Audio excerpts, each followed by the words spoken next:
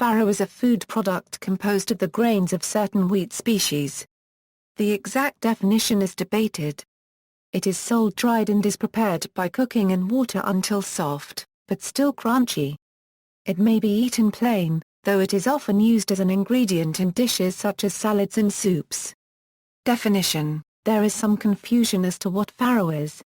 Spelt, emmer, and corn are called farro in Italy, sometimes distinguished as farro grande, farro medio, and farro piccolo, respectively.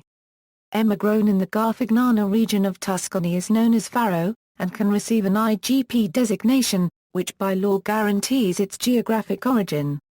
Emmer is by far the most common variety grown in Italy, in certain mountain regions of Tuscany and Abruzzo. It is also considered to be of a higher quality for cooking than the other two grains and is sometimes called true farro.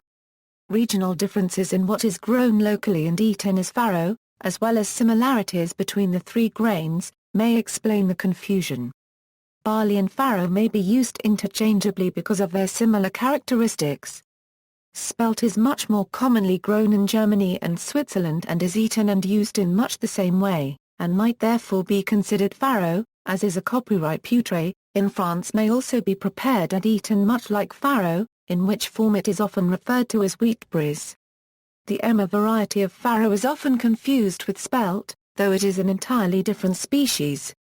Etymology: the Italian word farro is derived from the presumed vulgar Latin word farum, from Standard Latin far, farus and a kind of wheat.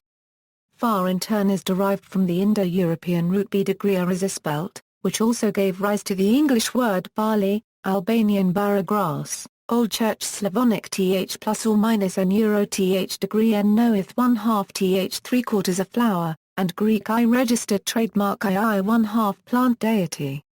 Sizes: the three species are sometimes known as farro piccolo, farro medio, and farro grande, which are corn, emmer, and spelt, respectively. While these names reflect the general size difference between these three grains, there are land races of each that are smaller or larger than the typical size and cross into the size range of the others. References: Suzanne Hamlin. Farro, Italy's rustic staple, the little grain that could. The New York Times ABC Marcus Pulli.